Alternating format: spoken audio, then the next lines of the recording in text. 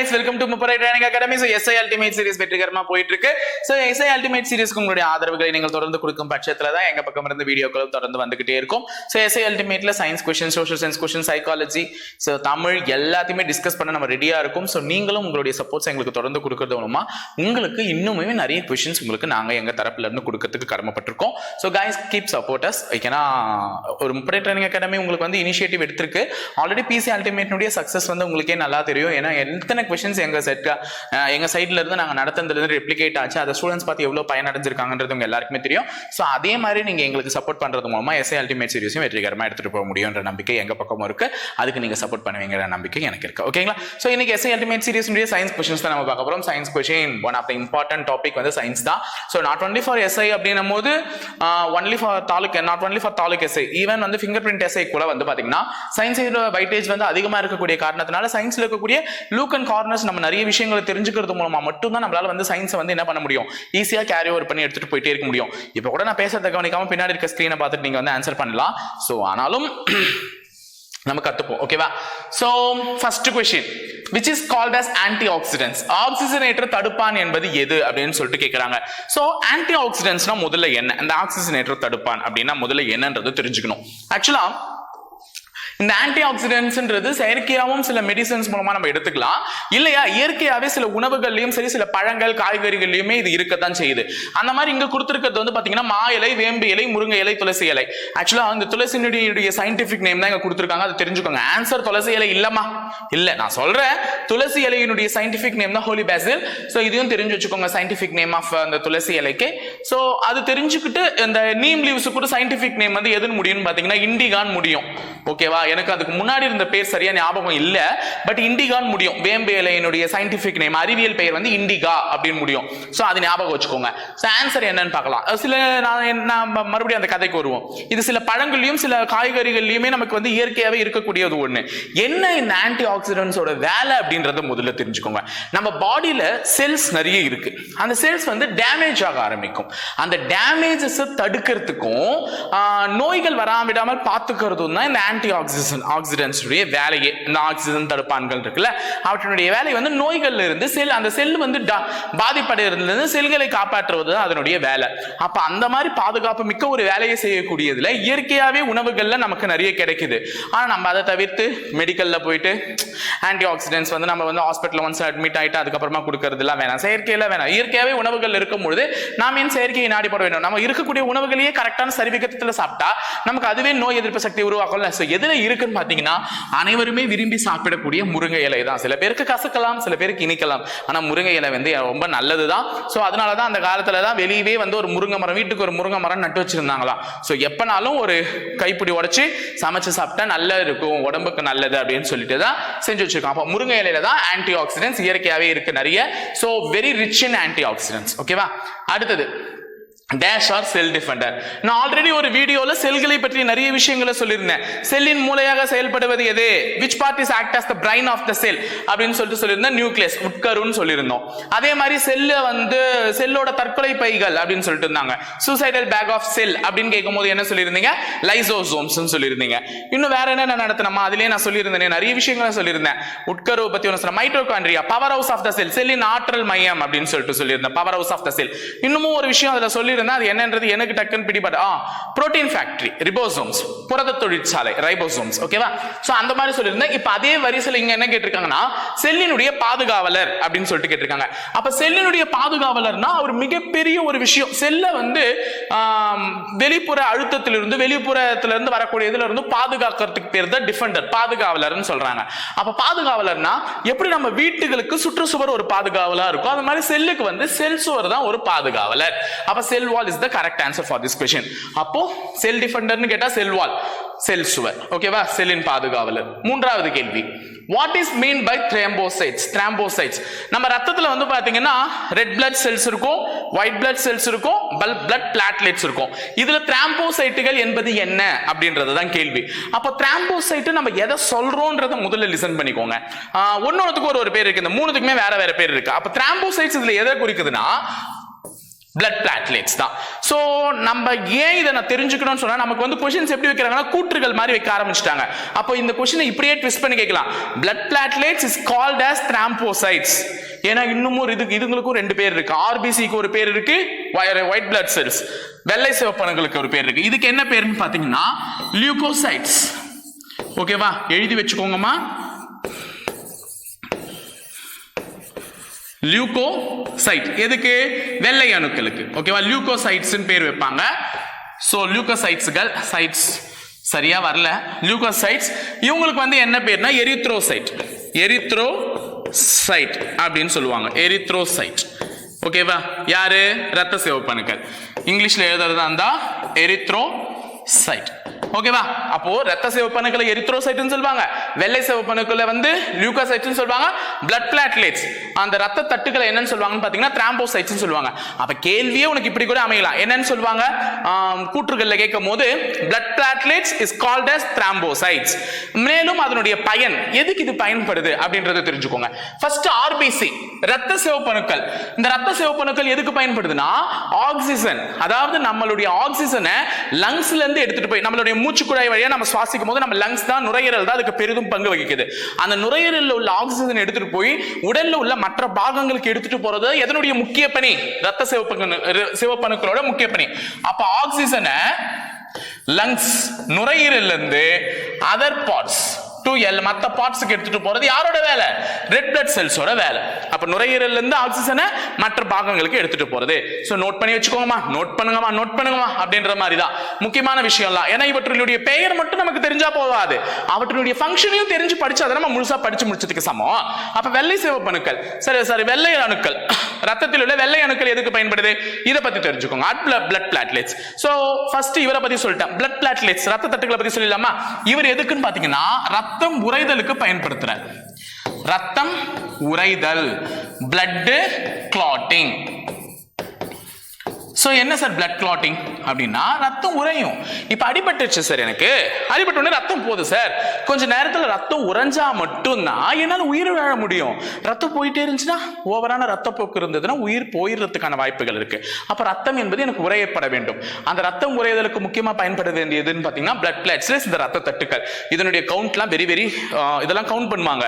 Blood test எடுக்கும் போது count பண்ணாங்கன்னா தான் தெரியுமே. அடுத்தது white blood cells. இது எதுக்கு தேவைப்படுது? இது எதுக்கு முக்கியம் அப்படின்னு பாத்தீங்கன்னா இவர் வந்து எப்படி தெரியுமா, சோல்ஜர் அப்படின்னே சொல்லலாம். பெருமையா சொல்லணும்னா இவர் ஒரு போராளி. நம்ம உடம்புல இருக்கக்கூடிய நோய் எதிர்ப்பு சக்திக்கான இருக்கிறதே இந்த வெள்ளை அணுக்கள் தான். இவர் தான் என்ன பண்ணுவாருன்னா அப்படியே பெரிய இதெல்லாம் பிடிச்சிக்கிட்டு அப்படியே மார்ச் ஃபாஸ்ட் போட்டு நடந்து போயிட்டு இருப்பார் நம்ம உடம்பு ஃபுல்லா. ஏன்னா நம்ம உடம்புல வந்து எதனா ஒரு நோய் வந்துச்சுன்னா இவர் தான் போய் ஃபர்ஸ்ட் அவரை தாக்குவார். அப்ப எய்ட்ஸ்ன்ற ஒரு கிருமி நம்ம உடலுக்குள்ள வந்த உடனே ஃபர்ஸ்ட் அஃபெக்ட் பண்றது யாரு? இவரை தான்.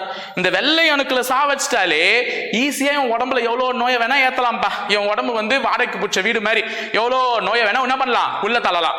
அப்போ இவன் அழிச்சா எல்லா கதையும் முடிஞ்சிடும். அப்ப நோய் எதிர்ப்பு மண்டலத்தையே முதல்ல சிதைக்கும் அந்த எய்ட்ஸ்ன்ற நோய் வந்துச்சுன்னா.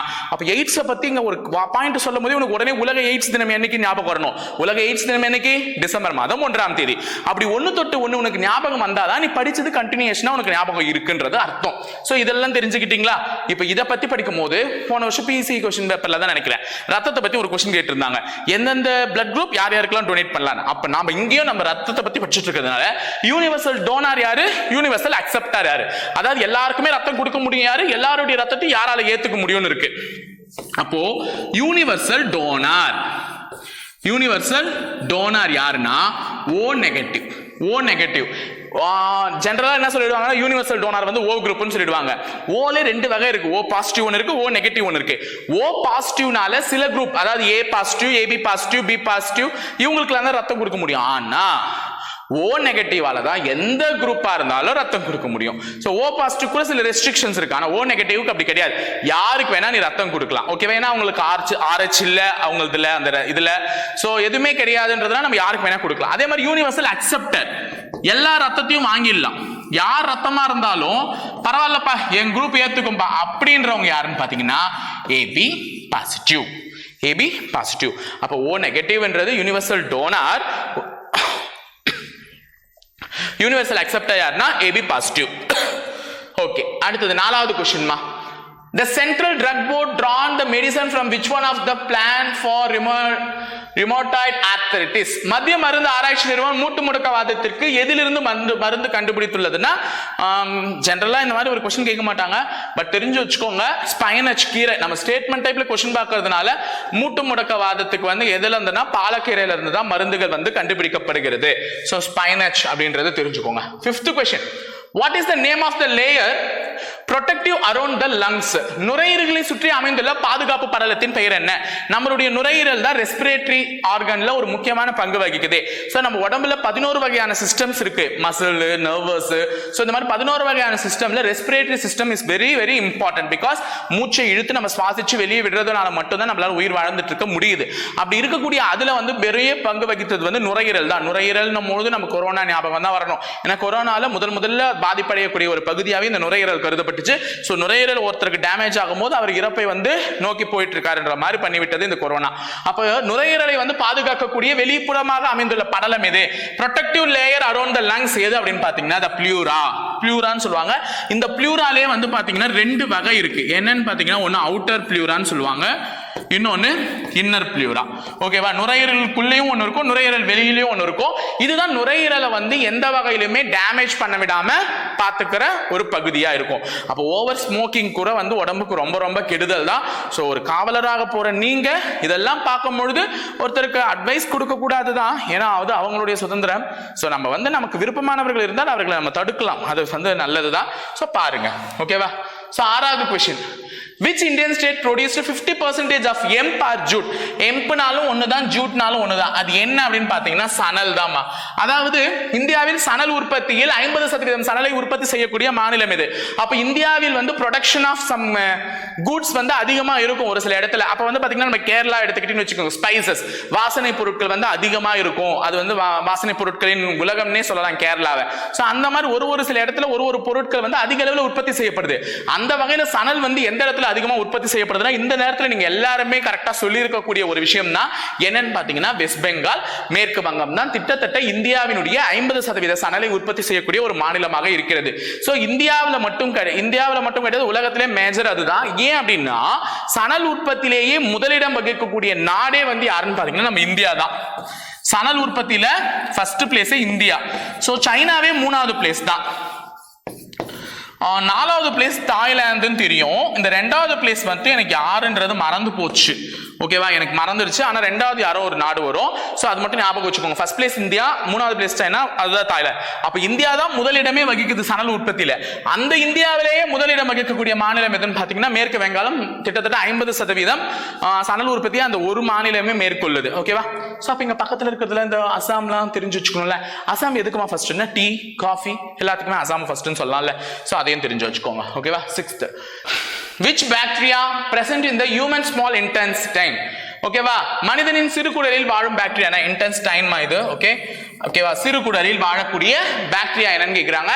ஈகோலி பாக்டீரியா தான். சோ பால், ஒரு சில உணவுகள், சரியாக வேகப்பட வைக்காத உணவுகள், இதன் மூலமாலாம் நமக்கு வந்து இந்த பாக்டீரியா வந்து நம்ம உடல்ல போயிடும். இந்த உடல்ல போயிட்டோம், அது மட்டும் இல்லாம சிறுகுடல்ல போய் இந்த பாக்டீரியாக்கள் சேர்ந்துரும், ஈகோலை பாக்டீரியான்றது.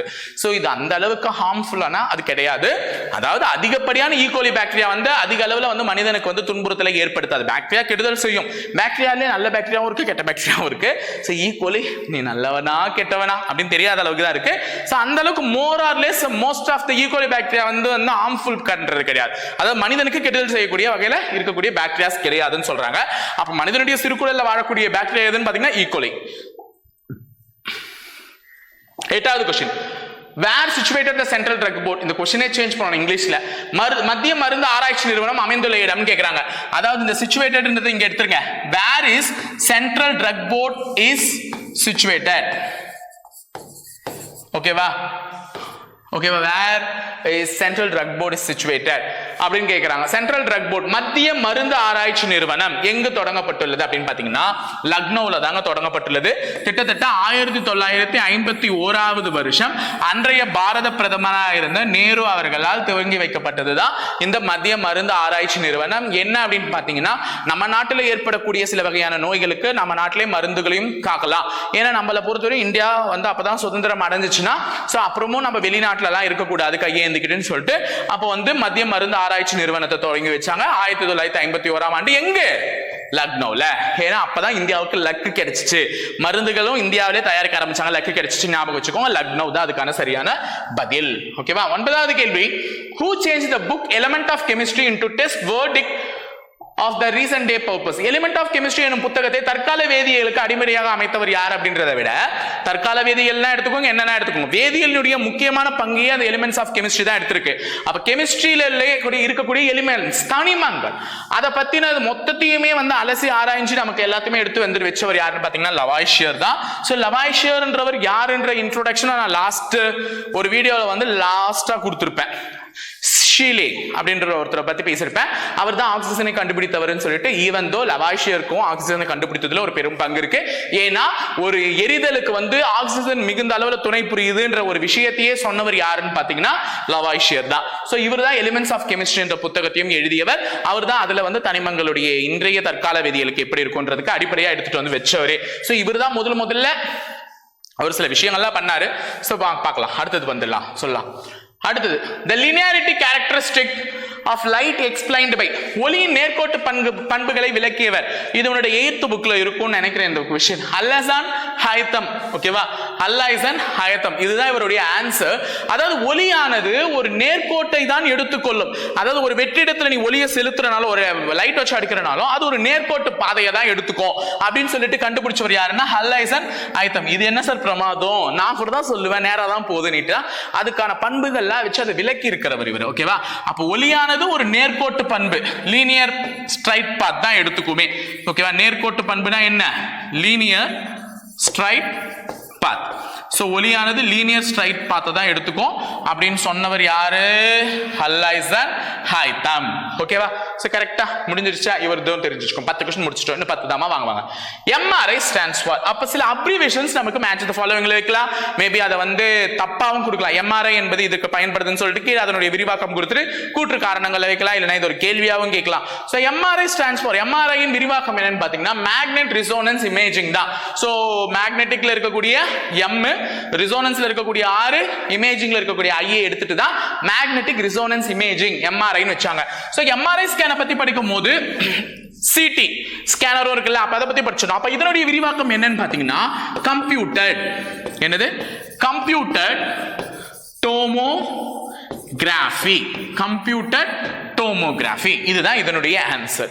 அப்போ computer tomography is very much important. CT ஸ்கேனர்னு சொல்லக்கூடியது கம்ப்யூட்டர் டோமோகிராஃபி. ரெண்டு விரிவாக்கம் தெரிஞ்சுங்க. அப்ப எம்ஆர்ஐனா மேக்னெட்டிக் ரிசோனன்ஸ் இமேஜிங், சிடி ஸ்கேனர்னா கம்ப்யூட்டர் டோமோகிராஃபி.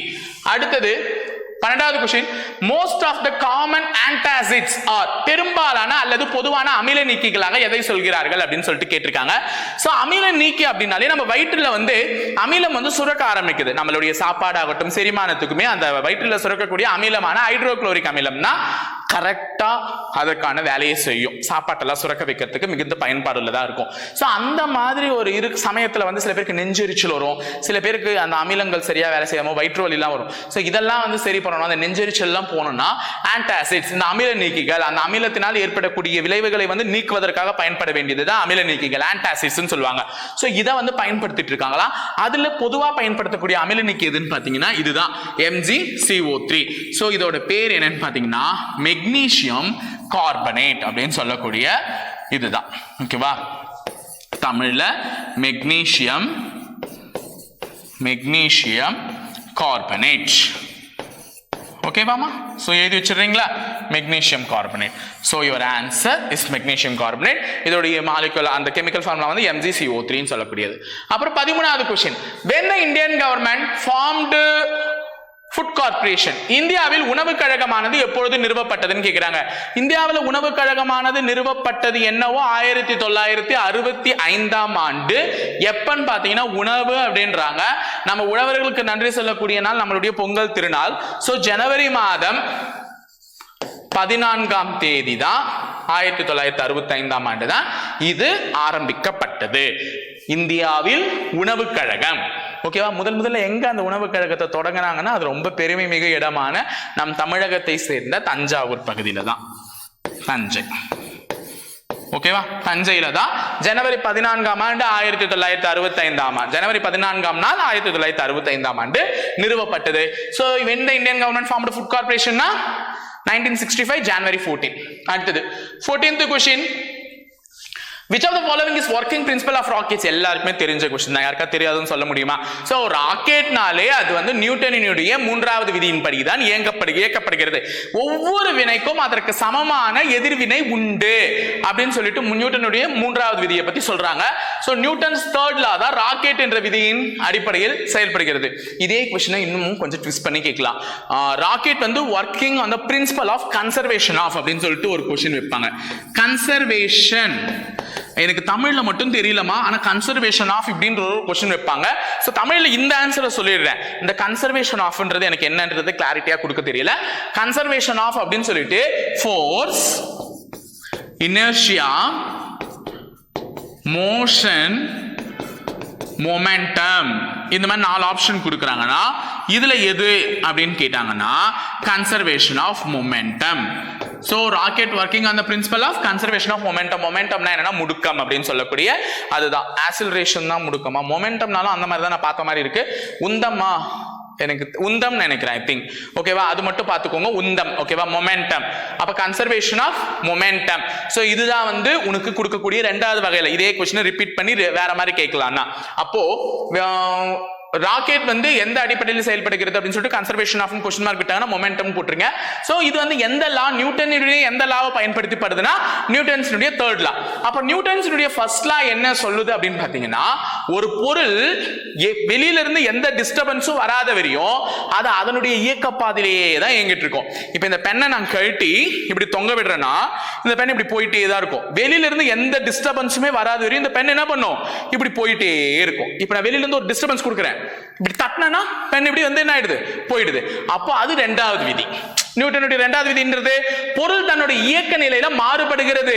வெளியிலிருந்து ஒரு விசையை கொடுக்கும் பொழுது அந்த விசைக்கேற்ப அது எப்படி கொடுக்குதோ அதே திசையில அது நகர ஆரம்பிக்கும், அதே திசையில அது போக ஆரம்பிக்கும் சொல்லுது. ஓகேவா? அதுதான் இரண்டாவது விதி. அப்ப முதல் விதி லா ஆஃப் இனர்ஷியா, நிலைம விதின்னு சொல்லுவாங்க. லா ஆஃப் இனர்ஷியா,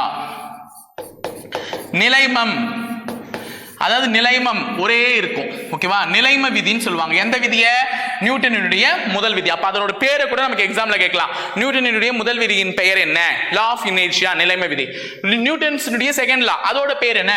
இரண்டாம் விதியினுடைய பெயர் லா ஆஃப் ஃபோர்ஸ், விசையின் விதி. விசையின் விதி ஏன் விதி, இதெல்லாம் படிக்கணும்னு அப்படிதானே இருக்கு. சோ இவ்ளோ இருக்கு, இதெல்லாம் தெரிஞ்சு வச்சுக்கோங்க நியூட்டன்ஸ் லாவை பத்தி படிக்கணும்னாலே. அடுத்தது 15th question, which is the language drawn the word protozoa? protozoa என்ற வார்த்தை எந்த மொழியிலிருந்து எடுக்கப்பட்டது? ஆனா protozoa பத்தி நம்ம தெரிஞ்சுக்க வேண்டிய விஷயங்கள் அதிகமாவே இருக்கு. சோ இது எந்த மொழியிலிருந்து எடுக்கப்பட்டதுன்னா கிரேக்கம். அது மட்டும் இல்லாம protozoaன்றது ஒரு செல் உயிரி, யூனிசெல்லுலார். என்னதுமா இங்கிலீஷ்ல சொல்லணும்னா யூனிசெல்லுலார் ஆர்கானிசம்ஸ். ஓகேவா? இது வந்து ஒரு செல் உயிரி, யூனிசெல்லுலார், ஒரே செல் தான் இருக்கும். அது மட்டும் இல்லாம இது ஒரு யூகோரியோட்டிக் செல். ஓகேவா? புரோட்டோசோவான்றது வந்து ஒரு யூகோரியோட்டிக் செல். அது எழுதி வச்சுக்கோங்க எக்ஸ்ட்ரா பாயிண்டா. அடுத்து 16வது கேள்வி, who denoted the elements as a picturization? தனிமங்களை படங்களை கொண்டு குறித்தவர் யார்? ரொம்ப ரொம்ப முக்கியமான கேள்வி. நம்ம இப்ப இருக்கக்கூடிய தனிமங்களை வந்து ஒரு பீரியாடிக் அட்டவணை, ஒரு அட்டவணையில தானே பாக்குறீங்க, பீரியாடிக் டேபிள்ஸ்ல பாக்குறீங்க. அந்த மாதிரி பீரியாடிக் டேபிள்ஸா கொடுக்காம தனிமங்களை முதலில் எப்படி கொடுத்திருந்தாங்க? படங்களா தான் கொடுத்திருந்தாங்க. அவர் யாருன்னு பாத்தீங்கன்னா ஜான் டால்டன் அவர்கள் 1808ஆம் ஆண்டு தனிமங்களை பற்றி கண்டுபிடித்துட்டு தனிமங்களை ஒரு படங்களா கொடுத்திருந்தார். அதுக்கப்புறமா வந்தவர் ஒருத்தர். ஓகேவா? அவர் தான் வந்து என்ன பண்ணாருன்னு பாத்தீங்கன்னா தனிமங்களை வந்து லெட்டர்ஸா கொடுக்க ஆரம்பிச்சார். அவர் பேர் மட்டும் என்னன்னா ஜான் ஜாக்கோப் பெர்சிலியஸ். இவர் தான் வந்து என்ன பண்ணாருன்னு பாத்தீங்கன்னா தனிமங்களை லெட்டர்ஸா கொடுக்க ஆரம்பிச்சார். இப்ப நம்ம பீரியாடிக் டேபிள்ல இருக்க மாதிரி லெட்டர்ஸா கொடுக்க ஆரம்பிச்சார். அப்ப இப்போதையே நம்ம பீரியாடிக் டேபிள்ல இருக்கக்கூடிய தனிமங்கள் எத்தனை? 118 தனிமங்கள். இதுல வந்து 94 தனிமங்கள் வந்து இயற்கையான தனிமங்கள், நேச்சுரல் எலிமெண்ட்ஸ். ஓகேவா? மீதி இருக்கக்கூடிய 24 தனிமங்கள் வந்து செயற்கையான தனிமங்கள், ஆர்டிபிஷியல் எலிமெண்ட்ஸ். சோ தனிமங்கள்லயே 118 தனிமங்கள் இருக்கு. அதுல 94 இயற்கையான தனிமங்கள், 24 செயற்கையான தனிமங்கள் இருக்கு. சோ தனிமங்கள படங்களை கொண்டு வரைந்தவர் யாருன்னு பாத்தீங்கன்னா ஜான் டால்டன். சோ 1808ஆம் ஆண்டு. அதுக்கப்புறமா வந்து ஜான் ஜேக்கப் பெர்சிலியஸ் என்றவர் வந்து லெட்டர்ஸ்ல குறிக்க ஆரம்பிச்சாரு. இதுலயுமே வந்து 11 தனிமங்கள் கிரீக்கு அல்லது லத்தீன் வேர்ட்ஸ்ல தான் இருக்கும். கிரீக் அல்லது லத்தீன் வேர்ட்ஸ்ல தான் இருக்கும். சோ நான் லாஸ்டா ஒரு சயின்ஸ் வீடியோ எடுக்கும்போது முதல் 4 ஆப்ஷனுமே கொடுத்துட்டு இரும்ப பத்தி கூட சொல்லியிருந்தேன். இரும்ப வந்து என்னென்னமா சொல்லுவாங்க, ஃபெரம் சொல்லுவாங்க, சோடியத்தை வந்து நாட்ரியம் அப்படின்னு சொல்லுவாங்க. அந்த மாதிரி நிறைய விஷயங்களை வந்து சொல்லியிருந்தேன். எது எதுக்கு என்னென்ன பேர், அந்த Na சோடியம், அது நாட்ரியம் அப்படின்றது தான் அதனுடைய கிரீக் லத்தீன் வேர்ட் அப்படின்ற மாதிரிலாம் சொல்லியிருந்தேன். அப்ப அந்த மாதிரி எத்தனை தனிமங்கள் இருக்குன்னா 11 தனிமங்கள் ஆங்கிலம் அல்லாமல் கிரேக்கம் அல்லது லத்தீன் வேர்டுகளை பயன்படுத்தி கொடுத்திருக்காங்க. சோ இந்த விஷயத்தை தெரிஞ்சுக்கோங்க. பாதரசத்து தான் சொல்லல, அது வந்து ஹைட்ரேட் ஏனோ ஒன்று HG, அந்த HG கூட ஏதோ ஒன்று வரும். ஓகேவா? ஸோ அதை ஞாபகம் வச்சுக்கோங்க. அடுத்தது in industry which is mostly used for production of chlorine, அதாவது தொழிற்சாலைகளில் பெருமளவு குளோரினை தயாரிக்க பயன்படுவது எதுனா, குளோரினை தயாரிக்கிறதுக்கு 2 பயன்படும். ஒன்னு NaCl சோடியம் குளோரைட், இன்னொன்னு வந்து பொட்டாசியம் குளோரைட் KCl. ரெண்டுமே பயன்படும். ஆனா தொழிற்சாலைகள்ல அதிக அளவு பயன்படக்கூடியது எதுன்னு பாத்தீங்கன்னா கான் NaCl, அடர் சோடியம் குளோரைட் தான் பயன்படுத்துவாங்க KCl கம்பேர் பண்ண பொழுது. ஆனா ரெண்டுமே தான் பயன்படுத்துவாங்க. ஓகேவா? குளோரினுக்காக. சோ 18வது கேள்வி, the average size of the cell, average size of the cell என்னன்னு பாத்தீங்கன்னா செல்களின் சராசரி அளவு 0.5 மைக்ரோமீட்டர்ல இருந்து 20 மைக்ரோமீட்டர். அடுத்தது 19வது question, which is used to strengthen the bone. எல்லாருக்குமே தெரிஞ்ச क्वेश्चन தான். எலும்புகளை உறுதியாக்க பயன்படுத்துறேன்னா எலும்புகளுக்கு எதுமா அதிக அளவுல தேவைன்னா கால்சியம். சோ கால்சியம் தான் அதிக அளவுல தேவை. சோ ஆன்சர் வந்து CA. இது எல்லாரும் ஈஸியா சொல்லிட்டு போயிடுவீங்க. ரொம்ப ஈஸியான question. Last and final question of the section, the world's first artificial satellite launched was, அதாவது வந்து இந்தியாவில் இல்ல உலகில் முதன்முறையாக செலுத்தப்பட்ட செயற்கைக்கோள் எது அப்படின்னு சொல்லிட்டு கேக்குறாங்க. சோ என்ன செயற்கைக்கோள்ன்றது உங்க எல்லாருக்குமே தெரிஞ்சிருக்கும். நான் இதுக்கு ஆன்சர் சொல்ல வேண்டிய அவசியமே இல்லதான். ஆனாலும் தெரியாதவர்கள் தெரிந்து கொள்ளுங்கள். ஸ்புட்னிக். இந்த ஸ்புட்னிக்ன்றது தான் world's first most artificial satellite. ஓகேவா? சோ எந்த நாடு இதை செலுத்துச்சுன்னு பாத்தீங்கன்னா ரஷ்யா. ரஷ்யா தான் வந்து முதல் செயற்கைக்கோளை விண்ணில் ஏவியது. எந்த வருஷம் செலுத்துச்சு இந்த ஸ்புட்னிக் வந்து எந்த வருஷம் செலுத்தப்பட்டதுன்னு பாத்தீங்கன்னா அக்டோபர் மாதம் 4ஆம் தேதி 1957வது வருஷம் வந்து செலுத்தப்பட்டது. இது வந்து the world first satellite. ஓகேவா? சோ இந்தியாவில் சந்திராயன் 1 இதுவும் நம்ம எக்ஸாம்ஸ்ல அதிகமா கேட்டிருக்காங்க. சந்திராயன் 2 இதுவும் கேட்டிருக்காங்க. இது வந்து 2008வது வருஷமும் இது வந்து 2019வது வருஷமும் செலுத்தப்பட்டது. சோ இப்ப நான் இது உங்களுக்கு கேட்க போற கேள்வி இல்ல, நான் கேட்க போற கேள்வி டேட் என்ன. ஓகேவா? கடைசி அந்த செஷன்ல கேள்வி விட்டு போறேன். சந்திராயன் 1 வந்து 2008வது வருஷம் செலுத்தப்பட்டதுன்னு சொல்லிட்டேன். சந்திராயன் 2 வந்து 2019வது வருஷம் செலுத்தப்பட்டதுன்னு சொல்லிட்டேன். எனக்கு செலுத்தப்பட்ட அந்த நாளோட டேட்டை மட்டும் கரெக்டா சொல்லுங்க गाइस. சோ இதுதான் இன்னைக்கு உங்களுக்கான கேள்வி. கரெக்டா கமெண்ட்ஸ் பண்ணிட்டு போங்க. நீங்க அப்பதான் செஷன்ஸ் முழுசா பாத்துருக்கீங்கன்றதையும் நான் நம்ப முடியும். ஓகேவா? சோ गाइस இன்னைக்கு சயின்ஸ் எபிசோட் பரபரன்னு போயிடுச்சுன்னு நினைக்கிறேன். ஸோ இதே ஸ்பீட் ஓகே தானே, நான் ஸ்பீட் போகிறது அப்படின்றத நீங்கள் கொஞ்சம் பார்த்துட்டு இல்லை சார் கொஞ்சம் கரெக்ட் பண்ணிக்கோங்க, கொஞ்சம் ஸ்லோவாக சொல்லுங்கன்னா சொல்லுங்கள், பார்க்கலாம். ஓகேவா? ஸோ இணைந்திருங்கள் காவலர்களை, தொடர்ந்து பயணிப்போம் படைப்பயிற்சி மையத்துடன். நன்றி, வணக்கம்.